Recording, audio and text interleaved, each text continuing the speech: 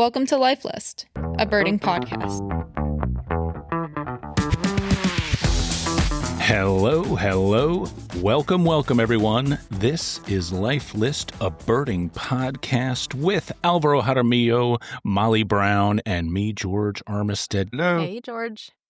We've got a full agenda with a guest we've been wanting to have with us for a long time, and that is Bonner Black. Bonner is a musician, a singer-songwriter, a performer, and a birder as well, raised and homeschooled in the town of Hot Rock, Tennessee, fell in love with music through her one social outlet, classical ballet classes. And at 17, she moved to Nashville, embarked on her first regional tour, and received the Artist Entrepreneur Award from the Oxford Center of Entrepreneurs at the Times Center in New York City. As mentioned, she's an avid birder. Her videos have gained 15 million plus views, and she's collaborated with the Audubon Society and the Royal Society for the Protection of Birds in the UK. By integrating her enthusiasm for birds and songwriting, Bonner's cultivated a unique and devout community and hosts birding events and nature walks around her tours and music releases, and has even taken that abroad a bit. Welcome to the show, Bonner Black. It is great to have you here, Bonner. Wow, thank you so much. What an introduction. I feel properly introduced. That was funny to hear back. Oh my gosh, He's a good I'm introducer, fangirling right George. now. Yes, I'm fangirling hard right now. I love you guys. I'm so stoked to be here right now. Well, we're fanboying and girling as well, because we, as mentioned, we've wanted to have you on here a real long time, and and you're busy, Bonner. You've been all over the place. Yeah, you've been on tour. You've been to Spain. Yeah. You've been hustling. Just landed back from Spain, which was amazing. I think I've been back for a little over 24 hours now. No jet lag. I don't believe in jet lag. I refuse to have jet lag. That's the way to do it. Yeah. And then I leave for New York again on Friday. But yeah, just doing as much as I can. You know, life is short. That's right. Yeah, get out, get after it. Spain was really fun, though. We saw a lot of cool birds. I was there for 8 full days, and it was like as soon as plane touched down at 9 a.m. and by 10 a.m. we were out going. It was me and Roger from Photo Logistics, a guide company out there, our friend Manu, and our friend Travis, who goes by Travis in the Bush. I don't know if you guys know him. He's a wildlife photographer, videographer. And so it was me and just like 3 dudes in a van for 4 days. We went to the High Pyrenees and then kind of looped down to the Eber Delta, which is where the festival took place, and just sat in a hide for 4 hours and got really up close views of Cinereus vultures and griffin vultures, which is just... That looked amazing. It's maybe my most wanted hide in the world. Yeah, well, I got you. When we go to Spain, it was, so Roger's company has, I think, 100 hides. And so we were kind of, we didn't remotely hit, we think we hit 10 of them. But yeah, it was crazy. We did get one Egyptian vulture from kind of far off, but that was sick. And then, probably one of my other favorites was the little bustard. Oh, yes. When I had bought my Birds of Spain book and was doing my pre-Spain studying, that was one of the ones that I wanted to see so bad. And I thought it was going to be way harder because, they're very, very endangered over there. And we pulled down this gravel road into these farmlands, and they were like, all right, start checking your windows. And I pulled my bins up and within 30 seconds found 4. Oh, wow. So easy. Oh, then an hour later, Bonelli's eagle. So it was one of those where it was just... It was great. Cool.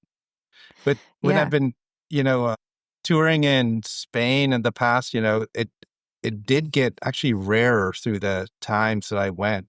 And I remember the last time it took us a while to find the little bustard. So it became within about an hour of the little bastard. It's like, where's the little bastard? I was going to say, you just can't help it. Yeah. It doesn't sound doesn't too take mean. long to get there. Little, it's little. You know what I mean?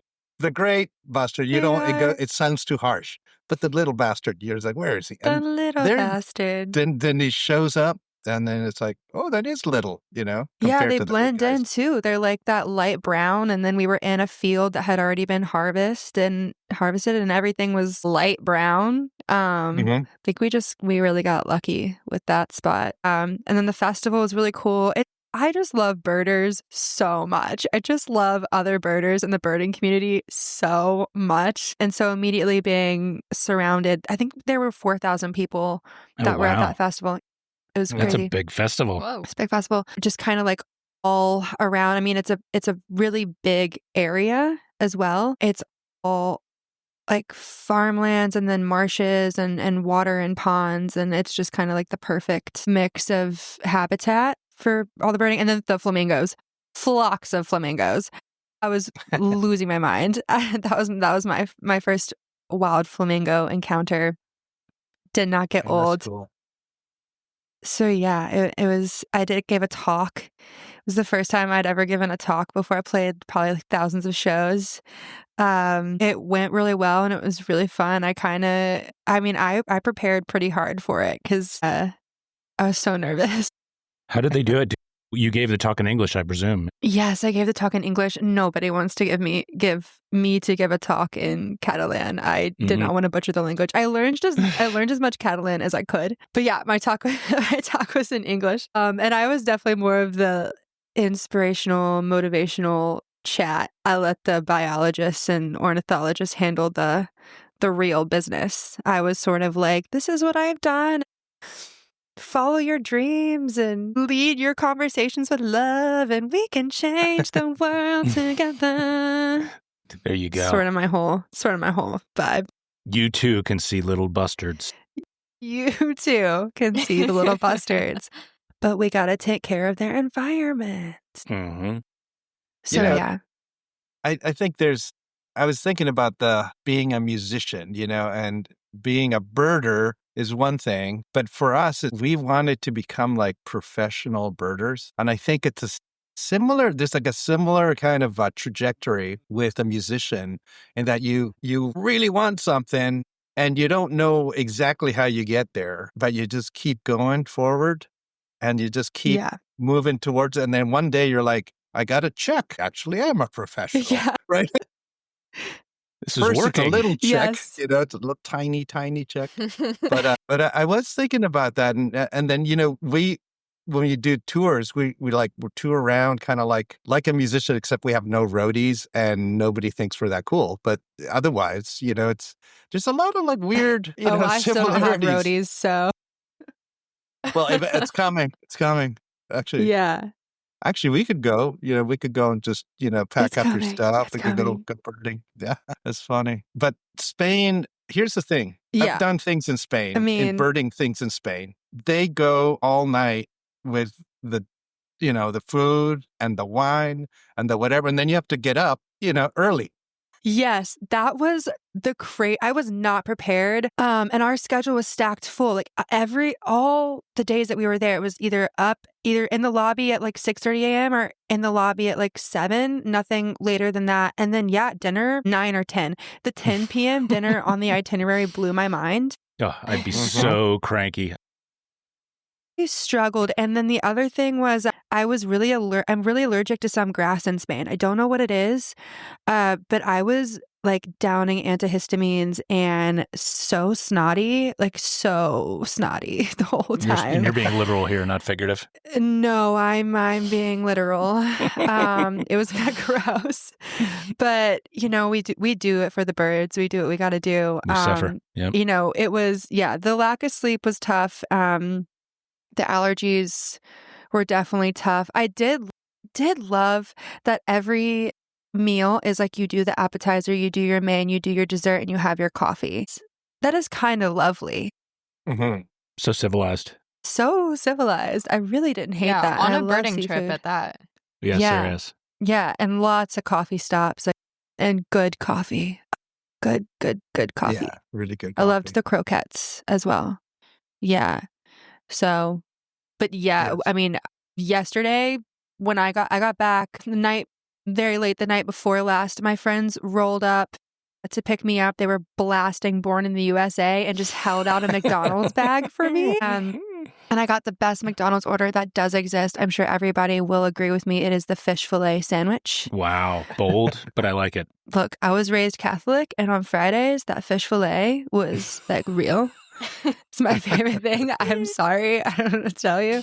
So I had my fish fillet, and then yesterday I started watching my TV shows out on our back patio couch, and then I transferred to our inside couch, and I was asleep by 8. I liked, your re-entry plan as we were chatting. I was like, she's doing this properly. She's got, my bacon, egg, and... Yep. On a biscuit, too, which is, that's the way to do it. Love my biscuits. Mm-hmm.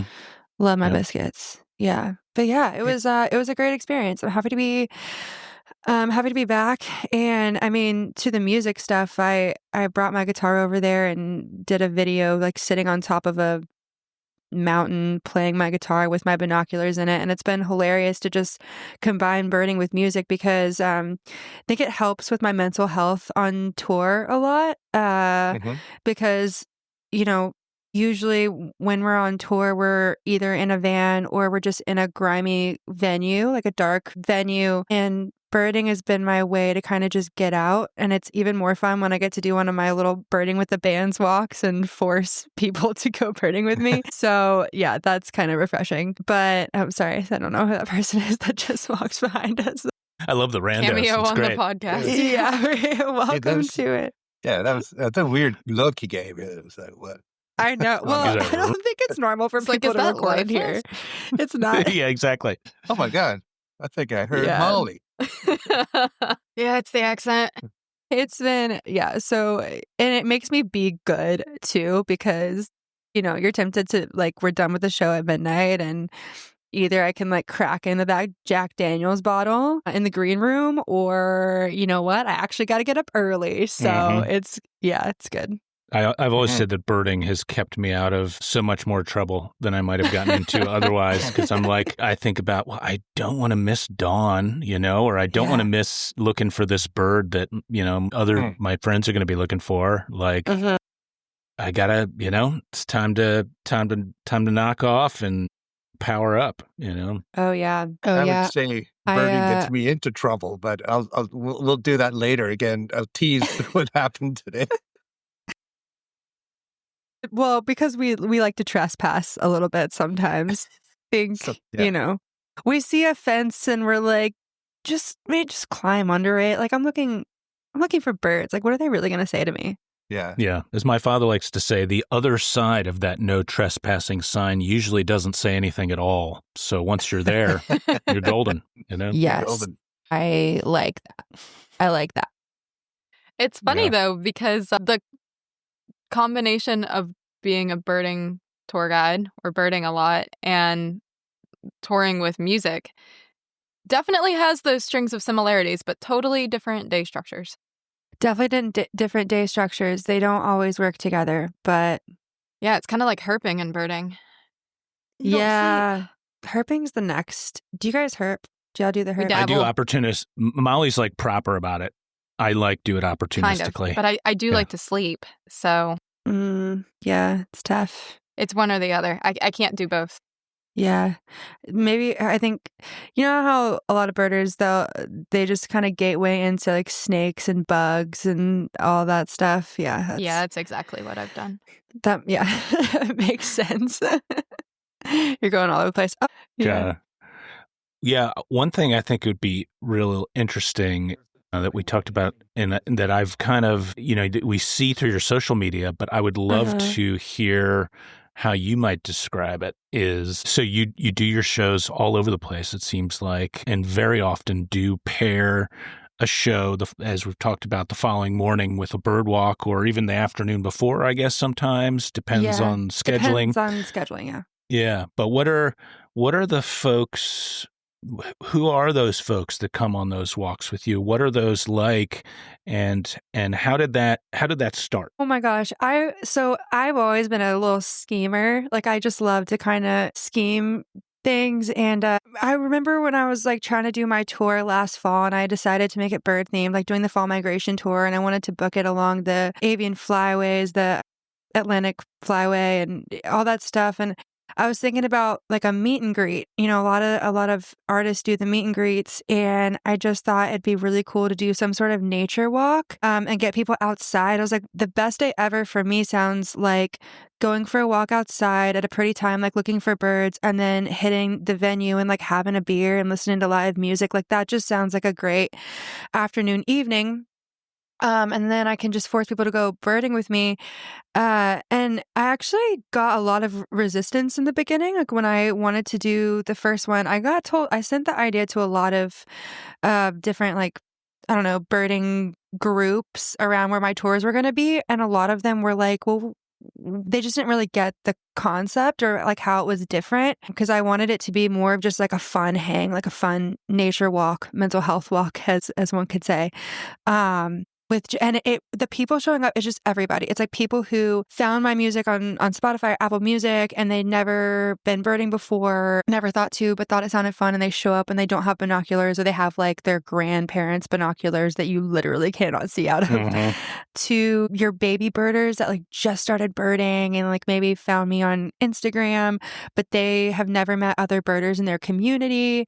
There's a lot of pandemic birders that show up. So it's like they've been birding for like 5 years, and then you have like multiple of people who have been birding for 20 years and they've been around. You know, it just really is like, my favorite thing about it is like, especially when I was in Greenwich, was kind of watching everybody start talking to each other. And like, I remember one thing that stood out to me were these two girls. They were like two young girl best friends that were in college.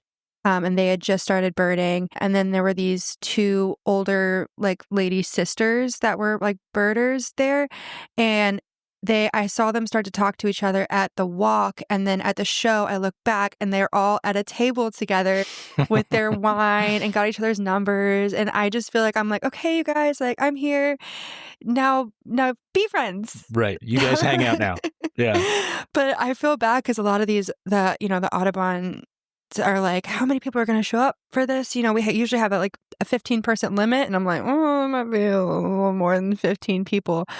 But the purpose the purpose is just to like go for a fun walk. And I just want people to notice the nature around them. I just want people to notice the birds and to get in their community, because I just know how much nature, being outside and birding, like genuinely saved my mental health and saved me when I was at my lowest point and losing my ever-loving marbles, and how better my life is now that I have the birding community. So I just want to shove that down to everyone's throats. That's my goal. Nice. That's yeah. Clearly doing a good job of it. It seems to be working. No, just for years, we've been on this bird thing, you know, and we have always wanted to have people do it. And we never kind of figured out how to get people involved in it, in a sense that we're outside of the birding community. And one of the things that's been really exciting is meeting people like you who have been able to totally like get the birding and actually have access to people and show them what it's about.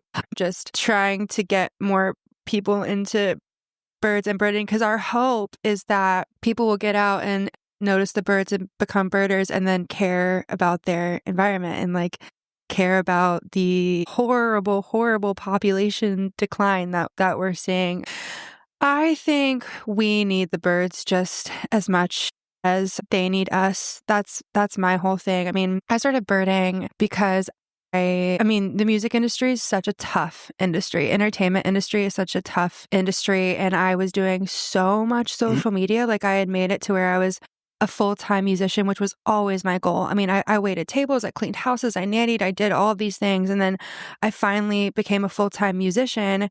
But with the amount of social media I was doing, the amount of videos I was doing, the amount of like looking at my face and nitpicking my body and staring at numbers all the time. And I don't know. I just, on top of that, I had gone through like 2 back-to-back breakups, and one was really, really rough. And I just was like, mental health so bad, self-esteem so low, like honestly at a point having like panic attacks a week. And I just remember I was like sitting outside in my backyard having what I like to call my daily cry. And this bird just landed on a fence. I now know it was a Carolina wren. And I got this crazy thought where I was like, wouldn't it be hilarious if I started bird watching? That's dumb, right? That's like kind of a crazy thing to do. And I ordered a pair of binoculars on Amazon, and I ordered a bird book on Amazon, and just kind of turkey started birding. Wow. I remember the first bird that I ever ID'd was on my own, was an indigo bunting. Like I literally just like flipped through this book and I'm looking through the birds and I thought, okay, well, I'll go to Shelby Park and here in Nashville and try to see if I can see any of these. And I just did that. I just started doing that for a couple weeks. And that thing of like going out and I was on my phone and I'm like trying to be like, okay, black feet, kind of a beige belly, and there's like a black dot on the throat or whatever. And then I go back to my house and I'm like, oh, it's a Carolina chickadee. And then like always hearing the term chickadee. And then now, it was just in the beginning, it got me outside. It gave me something to be really intense about, which I have a very intense personality. People don't, I think that about me based on my social media, but I'm very intense. And it just gave me something to really zero in on, but it didn't have anything to do with me and nothing to do with me, had nothing to do with like, it was just, here's the world outside. And not to be dramatic, but just like the first bird video I ever had go viral was me in a birding group. And the caption was POV instead of therapy. Instead of wasting your money on therapy, you started birding. And that I think got like 3 million views. And it was just so true. Like I did go to a little therapy, but in general, I just needed to feel, I just realized I needed to feel connected to the earth again. I needed to be reminded that the entertainment industry isn't everything. Me being a successful musician or me being like reaching my goals or blah, blah, blah, blah, blah, is not the meaning of life. It is not the meaning of life. The meaning of life, the purpose to me is just to have a human experience, is just to look around and be a part of the earth. And so that's why I want to get people more involved in birding or find their joy or find their passion and try to convince people that that's like really important is just, I know what it's done for me. Yeah. And then gateway into, the habitat and all the incredible work that all of these biologists are doing and the Audubon's doing and the RSPB is doing is just. I think it's so interesting that, and I love thinking about the Carolina wren moment. And as somebody who was really ushered along by like my dad, who had a mentor that was kind of always there, I'm fascinated by people that like a bird comes and speaks to them and they don't have any other context really other than that bird in that moment. But that tugs them in, that pulls them in. They're like, you're going into this whirlpool with me. And I love that a bird has that kind of power. And I also think it's great. The message that you have, I think, is the most powerful one that we as birders can use, which is that, you may not, birds may not mean much to you, but birding could mean a lot to you and could do an awful lot of good for you. And I think all of us that do it routinely realize how good it is from a mental health standpoint and from a physical health standpoint, and just how fulfilling it is. And it's just, I feel lucky. And people that don't go birding and don't understand it and sort of think it's like our funny little hobby, I feel bad because I feel myself now almost, I don't want to say looking down on them because that's not what it is, but I want to be like, no. We're the ones that have this figured out, we're not the weird ones, actually. Yeah. Well, we're maybe overstating. Yeah, but that's a privilege to get to be weird. But it's the best. Like it's earned. Yeah. Yeah, it's the best. Like birding in groups is my favorite thing ever. I'll just never forget the first like bird walk, or like I was down for Alabama Audubon's spring migration down in Fort Morgan, Alabama, which I grew up going to my whole life. I grew up in Tennessee, so Alabama beaches were like Orange Beach and all that. And I'll never forget, like, we're kind of all sitting in a group eating snacks. Like it was midday, nothing really was happening. And then a yellow-headed blackbird was spotted, and people are like radioing about this bird, and everyone's like, "Oh, we gotta go!" and like grabbing all of the gear and jumping into the truck and run. And then setting up the tripod. Anybody got eyes on this thing? Anybody got eyes? Oh, I got eyes on it. It's da-da-da. And I was just like, oh, this is awesome. This is so cool. This is so fun. Yeah, it's great. And I kind of just hope on these walks and in general, even if people don't become like obsessive birders like we are, they'll just get outside and not just take a walk and like kind of stare at the concrete and talk to their mom on the phone. They'll start looking around at the different you've opened a door for them. You've opened a door for them in which they'll feel like they can always go through and go further if they want, which is a gift. Get in there. That's right. Go see the wonder of the world. This is me without auto-tune, just so you know. I'm so glad that I'm the person who edits these because I want to go back and listen to everything that you just said. Literally, before we started recording, I've been working on writing reflections I've been teaching birding and nature courses in the local prison it's about a year since I started on that now. That's awesome, so I was kind of talking about this in our last roundtable episode, but I started without really being able to put my finger on exactly why I was doing it, and I've been trying to find the words since. And you just said it so much better than I have in writing because I'm going to release this as a bonus episode, so just to tease that. Amazing.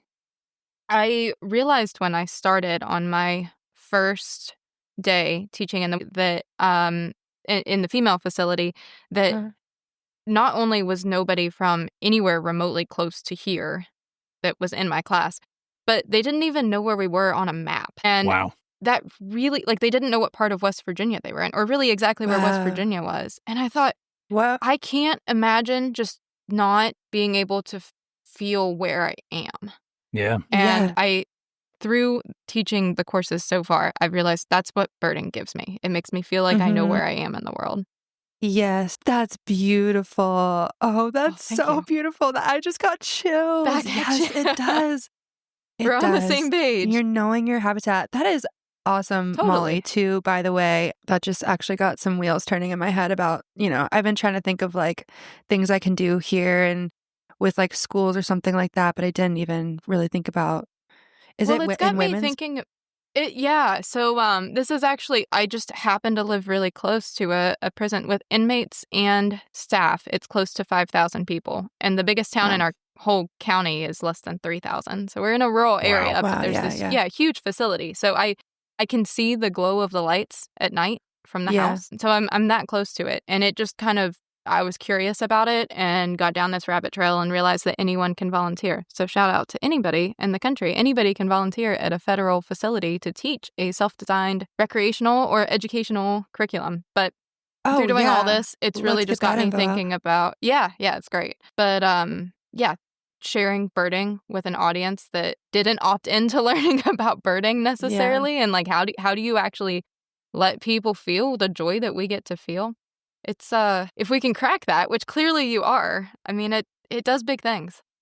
Yeah, I mean, it's just the issues that birds face and humans face are so similar. It kind of boils down to we are having to exist in a type of world that we're not really meant to exist in anymore. The birds are having to migrate with all this artificial light. We are on our phones getting told the worst news ever all day, every day, consuming so much media and sold everything. Like, I mean, I almost, one thing I think is really tough for us these days, how much we're being marketed to. And the messaging behind a lot of marketing is your life's not enough, so you need this. Like, you're not enough, so you need this. So it's just, I think we really do need each other. I needed it. I like literally like when I was making little videos too, I had this theme song where I was like, bird watching with Bon, because I had a mental breakdown last year and I needed a hobby.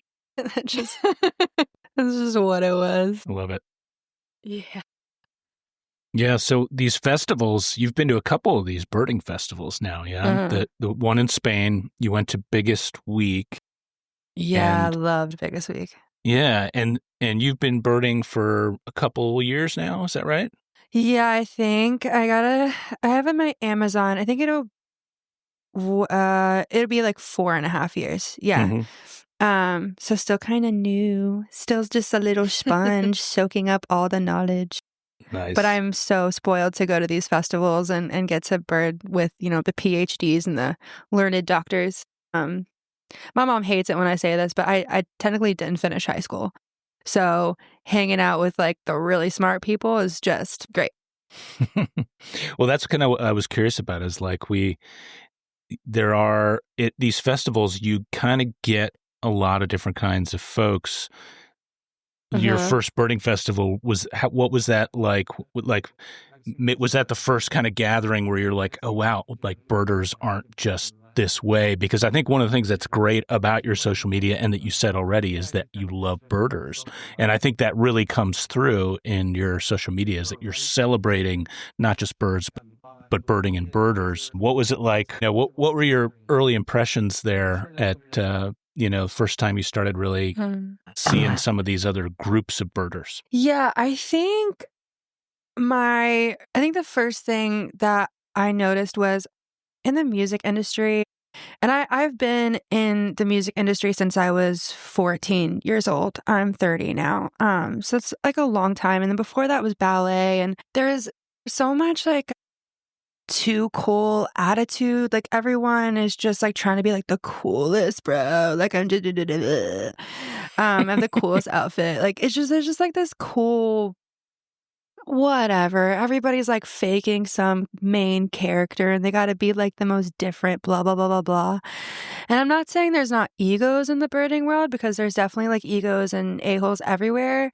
But I felt like I didn't have to be self-conscious around these people. I felt like with the groups that I was with, like, it wasn't like no one was like really worried about themselves or the way they looked or, the way they came off to other people. Like everyone was just like, there's a Blackburnian warbler up that one tree. And if you follow that left branch and like, that's what we were focusing on. And it was just, yeah, that was really refreshing. And that was kind of my first impression was like, wow, everybody's just kind of focused in on the birds and no one's really focused in on like, do you have like the coolest outfit or whatever, In birding, but you could even argue that some are distinctly like really don't care about that at really all. Don't care. I kind of wear makeup every day. That's just like how I am. I also have like bad acne scarring from like high school. So I'm always in makeup and I always notice like a lot of times I'm like the only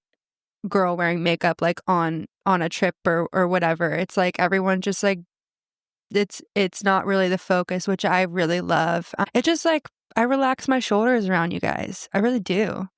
It's funny. I was talking to a buddy. We're going to the Pennsylvania Society of Ornithology convention festival this coming weekend, which will be fun. There'll be a couple hundred people there. It's small. Where is it? In Allentown. Is it always there? It moves around. Okay. Yeah. All right. Continue. Yeah, but our buddy Eric and I are going. Eric Bonesley, who manages the Lifeless newsletter, is a good buddy, and he's like, well, what do people wear to these? Like, he was like, I was at another birding festival, and there was like, some people, some of the dudes are in like sport coats and like a tie, and other people are like in field clothes that are clearly really kind of in a dilapidated state. Other people are in like shorts and t-shirts. And he was like, so what do I wear? And I was like, yes.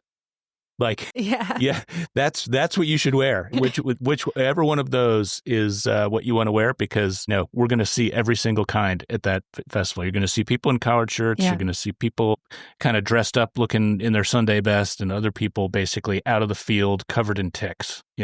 Bonner, I am so glad you're here and that we're having these conversations because this isn't the kind of thing that I bring up, but I think about it a lot.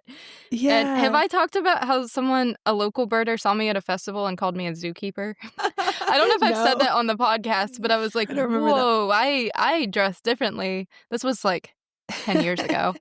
And I realized that I dress differently birding festivals at that point than I did when I was actually birding at home. Yeah. I'm trying to decide if that's an insult or a badge of pride. It was so funny. He was so surprised, and he looked at me and snorted, and he was like, "What are you wearing?"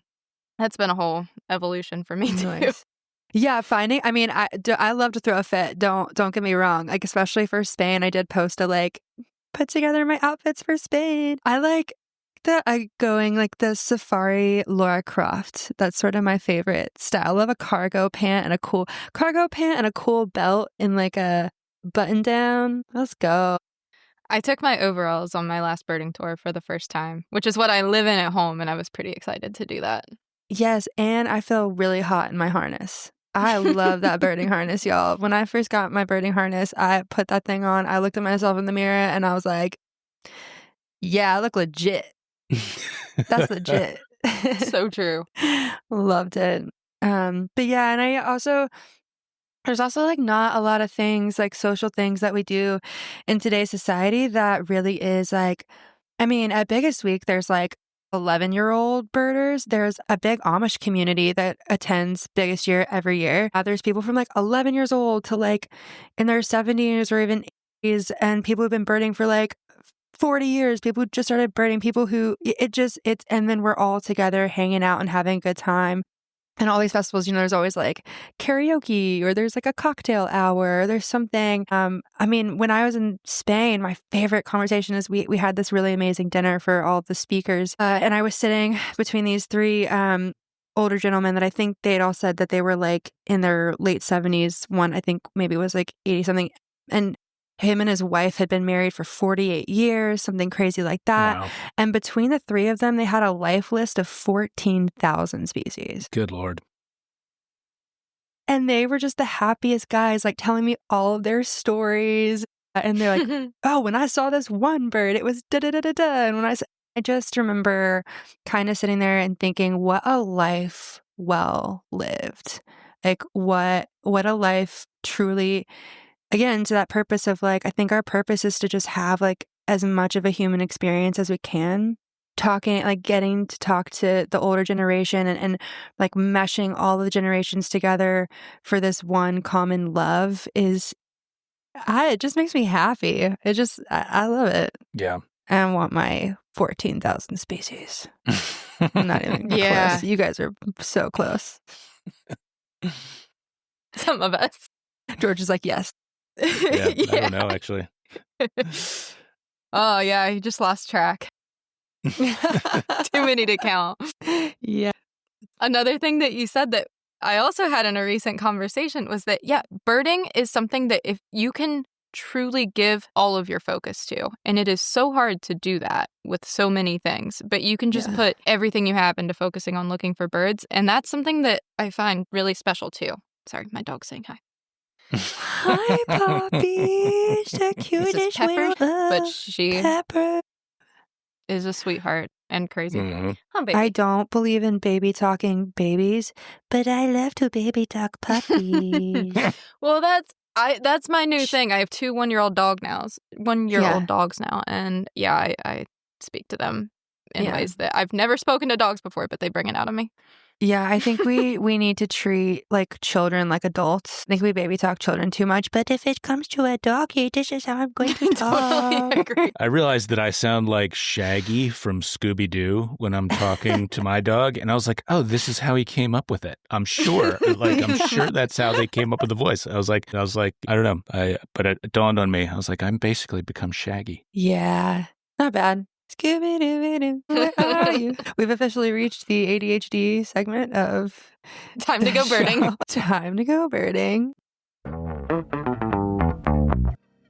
Hey there, Life List friends, and I am talking to you, Angelo Romanchik, and I'm talking to you, Margaret Leonard, you, Matt Alexander, you, Chuck Von Rosbach, and Danette Henderson, you too. David Jones, also talking to you. And Hunter Hamilton, thank you so much. You guys are our newest friends to join our Patreon. If you haven't checked out Patreon, you should do so now. We got a bunch of new stuff we're putting together.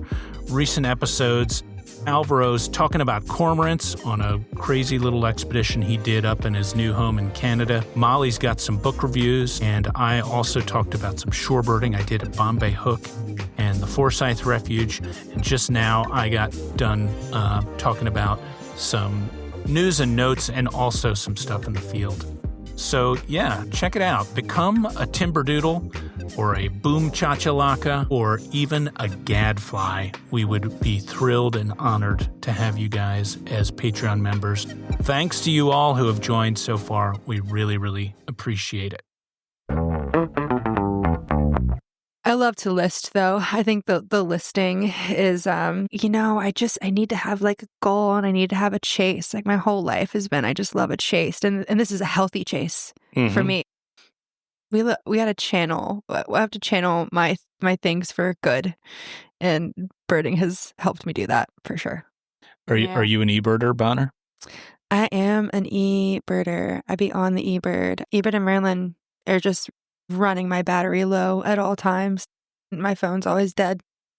Nice. Yeah. But I keep my life list in a note just because I started e-birding after I did a couple out of the country trips and I just haven't taken the time to go and put past data. I mean, Costa Rica was one and I honestly I wasn't really putting where I was seeing the birds either. And I saw a roseate spoonbill on the side of the road in some random farm. Made my friend pull over. I don't know where that was. So I don't.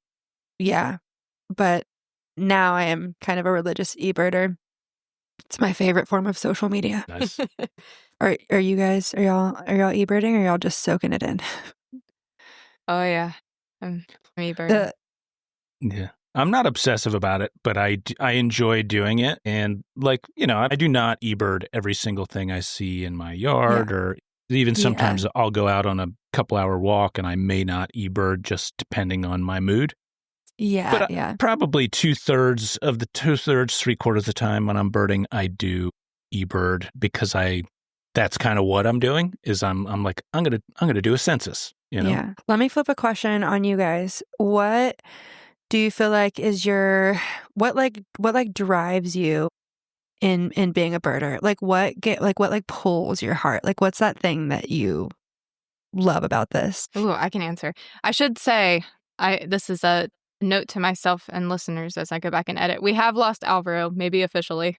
So I'll add something in the beginning too, but he's not just being quiet. He's out of the country and dropped off. So I guess that happens. Yeah. But to answer your question, I really took a deep dive into birding when I realized that it was just something that I could constantly be learning more about. And that was 11 years ago, and I still feel the same way. And as I'm leading more birding tours, I've really put myself back in school and I've kind of doubled down on studying again for the past several months. And I love it.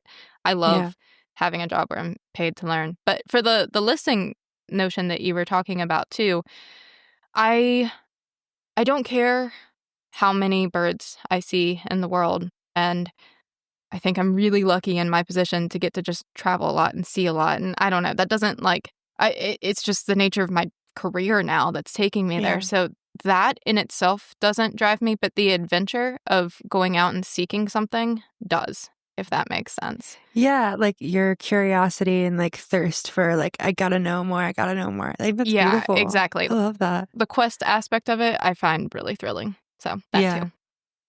That's beautiful. It really is endless knowledge. We'll never. Yeah. Yeah. I like the pursuit of it. It's fun. Yeah. What about you, George? Yeah, I think for me, it started, as I mentioned, with my dad. And initially it was sort of a buddy of mine, Marshall Iliff, who's been on the show a couple times. I remember him saying that birding is the perfect combination of hunting and stamp collecting. Yeah. And I think that's a really good mashup. And that's what it started out for me, was that combination of things. Was treasure hunting. And it still very much is treasure hunting, whether that's in my yard or on some incredible wilderness on the other side of the planet. It is that. But I do really, the thing that I've come to cherish about it, I'd say, is that just being in the moment and also taking time to do it by myself, because that's really how I kind of grew up either birding with my dad or a friend. So it was usually me and one other person or just me. And so that is like, that's kind of my therapy, like you were saying earlier, like is being outside, being alert, being present in the moment. And man, it's amazing how productive I can be after, if I haven't been getting that and I go out and I get that for 2 or 3 hours, return to the desk, and all of a sudden I can plow through, unless I've seen a whole bunch of really good shit, and then I need to go back and load it into eBird, and sometimes that can be distracting. But a lot of the time I'm just like, that was great. Basically it's a clean break. You're out, you're away from your desk, you're not at a screen, you're present in the moment, you're not worried about the future, you're not worried about the past, you're just there in that moment.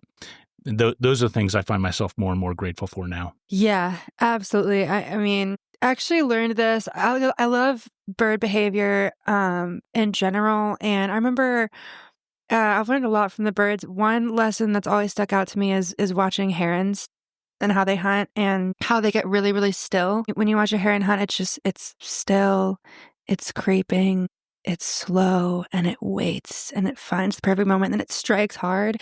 And I remember I was at a point in my career where I was putting out a ton of content and just like stacking myself and losing my mind. And I had this aha moment watching a great blue heron hunt in Shelby Park, where I was like, oh my gosh, I need to get still. I need to like take a break. I need to take a breather and have a little bit of peace. And the amount of times that I have writer's block where I just don't know, I don't know what to do on a decision, or I can't like access that gut feeling. The amount of times that I go birding and get ideas out there, like walking around, just like the epiphanies that I have it's like sometimes you just gotta step away. When you step away or get back into the like inspiration or go to the well, as we call it, is that's like where you find what the idea that you need. It's like when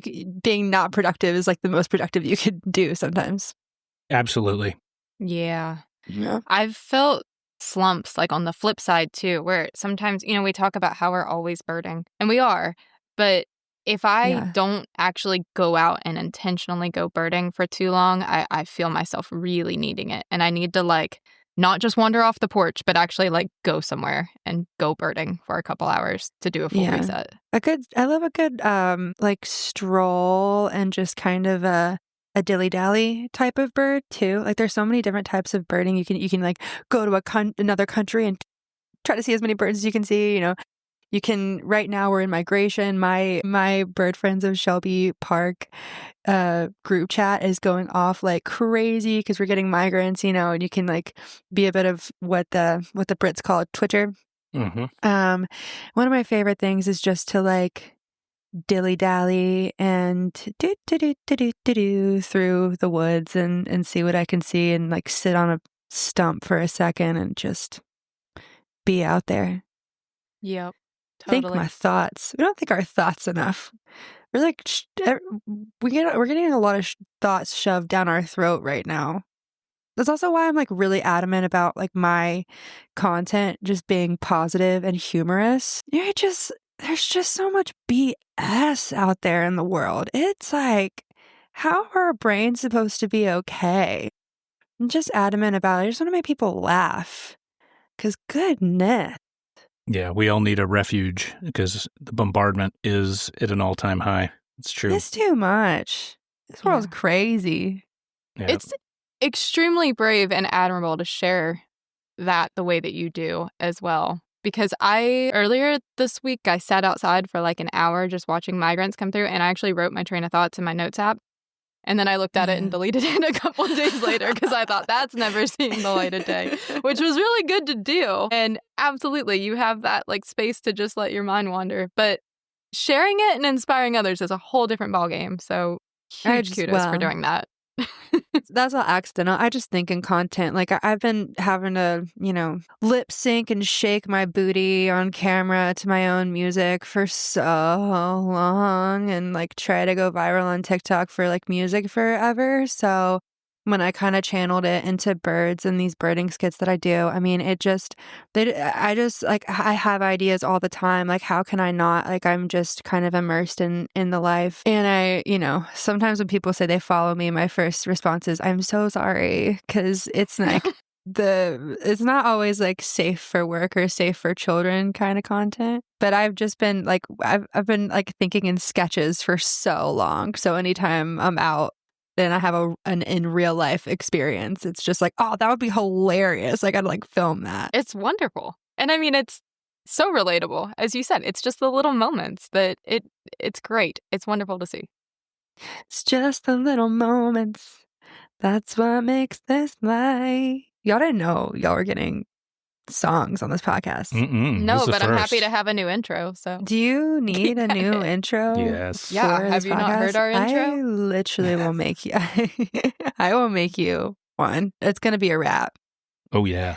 Trap that would beat. be amazing because our intro is like a $14 basic license intro music thing that I searched 4 years ago and haven't changed. So that would be really fun.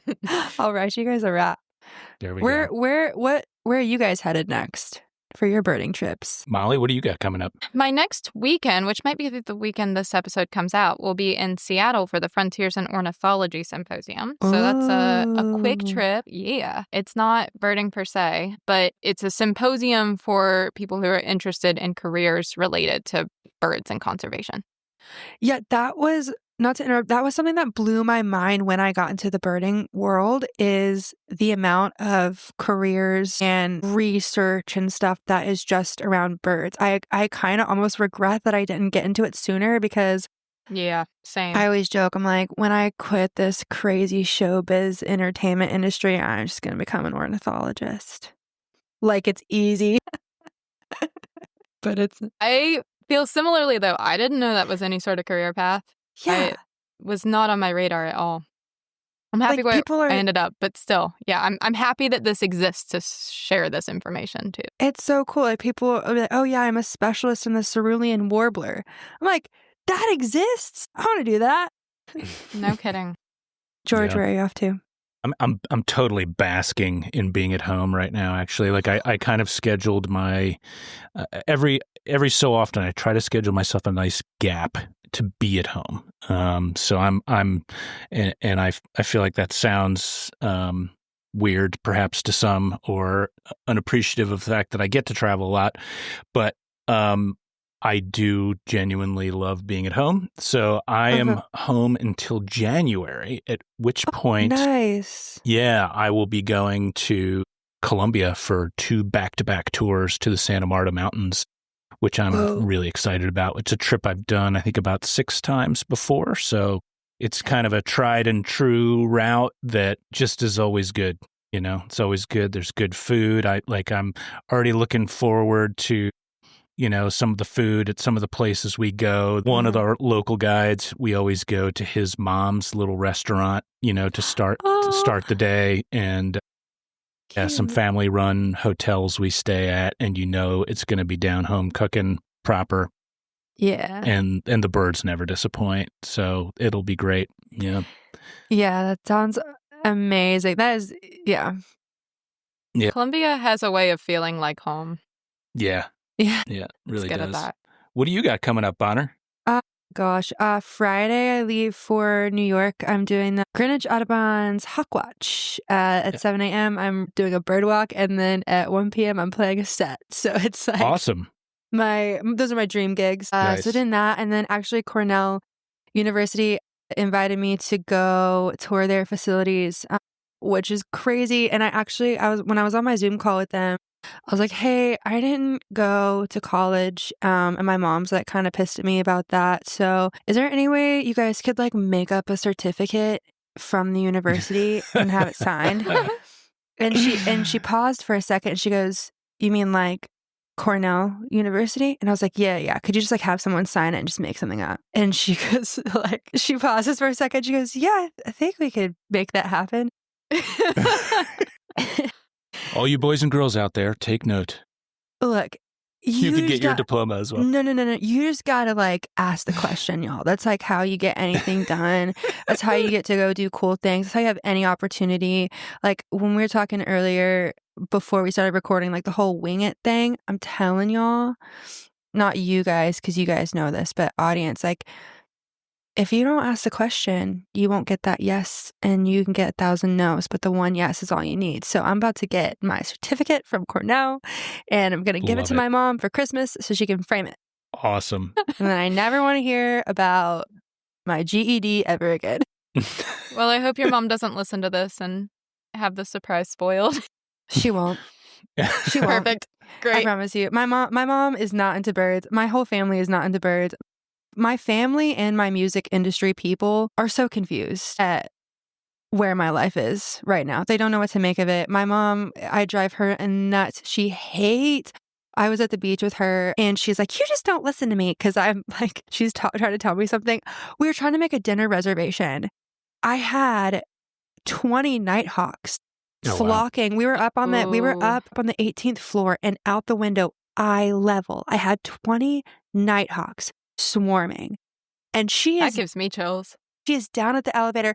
We gotta go. I can't do this with you anymore. You've been doing this all day and we gotta go to dinner and da-da-da-da-da. And I was like, Mom, you don't understand what is happening right now. That you don't know.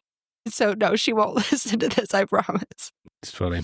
That's fantastic. She's supportive, but she doesn't get it. Yeah, same here with my family of cattle farmers. They have no idea what I'm doing.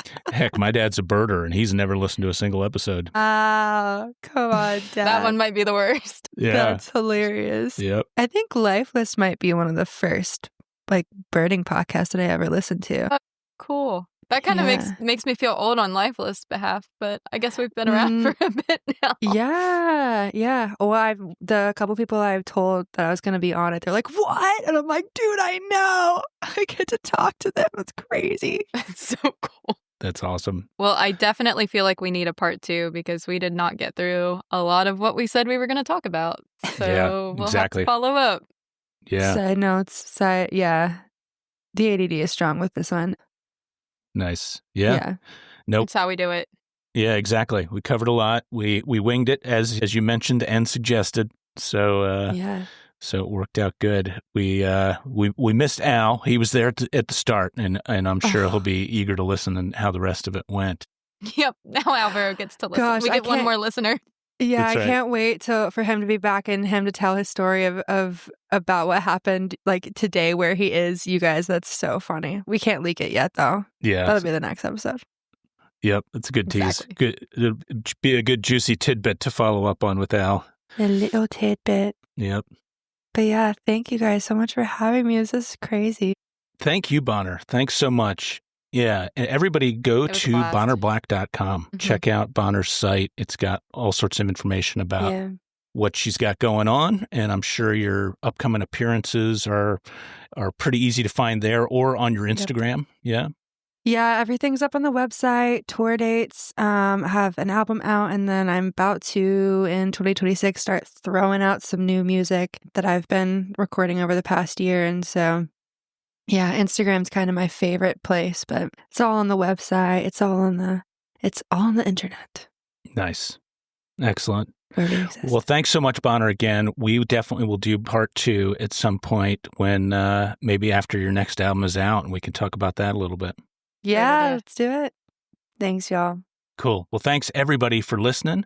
We will be back again soon with another episode of Lifeless to Birding Podcast.